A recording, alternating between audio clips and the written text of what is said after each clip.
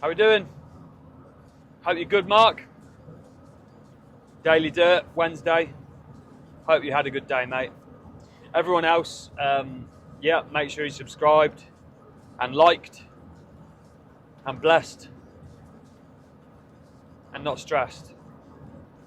Wednesday, hump day. I was thinking today about when did drinking peak? Not just for me, but worldwide. Regardless of your age, there was a year that it peaked for everyone. And that was 2010. There was a World Cup on. England didn't do very well in it. It was in South Africa. And yeah, that was when it peaked for everyone. That's when the pubs really peaked. And the night out of starting in the pub, going to a bar, then going to a club, then going to a Turkish institution for a kebab, then going home. That's when it peaked, 2010. So I hope you enjoyed it, because it will never be like that again. It will never be as good as that. Beer gardens, everything. I do appreciate that I was 20, which is sort of like the pinnacle of like you're a freshly adult and not really any worries compared to being 35. But I even think for like my parents, I remember the parties that they used to have, and my sisters who were older than me, and 2010, that was just the year. That was the year. And then after that, I think it all just slowly declined to the point we're at now, where I feel like pubs feel a little bit like when you've had detention at dinner time at school and you have to go and eat your dinner or your lunch in like the school cafeteria, and the dinner ladies are already like sweeping up and it's just a bit dead. All your mates are already playing football or whatever, and you're just there on your own. And that's what pubs feel like to me now. And that's not because I don't drink anymore. That's just how it feels to me. That's the vibe I get. And they're expensive. I feel like pubs need to go through a bit of a transition now of like, what could they be? I'm trying to think what pubs could be, because I love and loved going to the pubs, especially in England.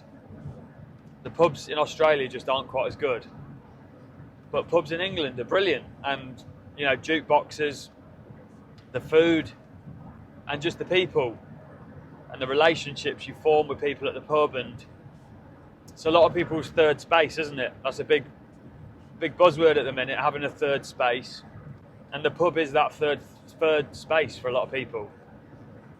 But now people aren't drinking as much. People can't afford to be there as much. What can pubs be? And that's where pubs have got to really rethink, I think, what they're trying to do and how can they appeal to people. And for me, the easy one is music. It has to be music.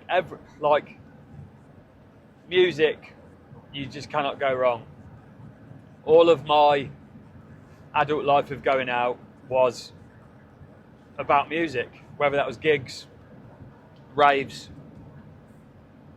It was always for music. It wasn't just to go and like just have a good time, get with girls. I always had a girlfriend, so it's different, but it was always about the music for me and my mates, wherever we went. And I feel like maybe that is what needs to come back, or be promoted in pubs, or one thing that can be promoted. Another thing is dominoes, a game that I really enjoy playing, but I'm not very good at, and I'd like to play more. But anyway, I'm digressing a little bit. I'm speaking about the peak of the drink for everyone, and that was 2010. I'll tell you the moment that alcohol peaked and going out peaked. It was the moment that the song that went Papa Americano, pop, pop, pop, pop, pop, pop. The moment that came out, it woke people up and went, wow, this song's mental. And people are dancing round, being serious to it. And not only that, a lot of the men are wearing plimsolls that are white in colour. And a lot of those men are wearing jeans with an elasticated cuff at the bottom. And a lot of those men have got a hairstyle that goes over one eye, like Gabrielle. But unlike Gabrielle, these men don't have a frozen eye, which is what she used to hide with her hair. And they're not emo. So there's no reason for them to have this haircut. And there's definitely no reason for anyone to have elasticated cuffs at the bottom of their jeans. Elasticated cuffs should be going nowhere near a bit of denim. Nowhere near. That's a massive mistake that humans made around 2010. I don't know who was at fault, but it just caught on. And it lasted as well. That's the thing, it lasted for the best part of a decade. And I luckily never got a pair. I never got a pair of plimsolls either. I remember even being in like funky house raves once, and all the black lads who were like really cool, Doneo, the MC, elasticated jeans and plimsolls, V-neck Leyland Scott jumper, and then like a raggy scarf, like a scarf that was a rag, almost like a Middle Eastern turban around their neck. Strange times, really strange times. And that was also the peak of the hand tattoo that was like a chain and a cross that went like there. Everyone got that back then. I stayed strong with that as well, luckily. But anyway, like I see someone with that tattoo of the cross and the chains, the rosemary beads, and I'll go, oh yeah, 2010, nice one. The peak of alcohol, yeah. So at least they've got that to remind them of the peak. But Papa Americano is the song that made everyone realise it, woke a lot of the people up and went, whoa, what is going on? And then from then on, it's just sort of slowly declined. And we're at a point now where pubs are closing at a rapid rate worldwide. We've really got to go. What can these pubs be realistically going forward? Because we need them.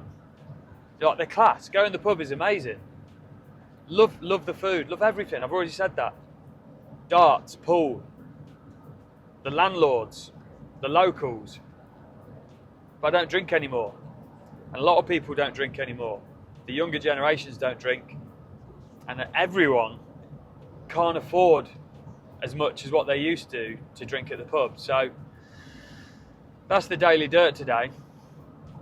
Where does the night out go from here? And for me, the answer is music.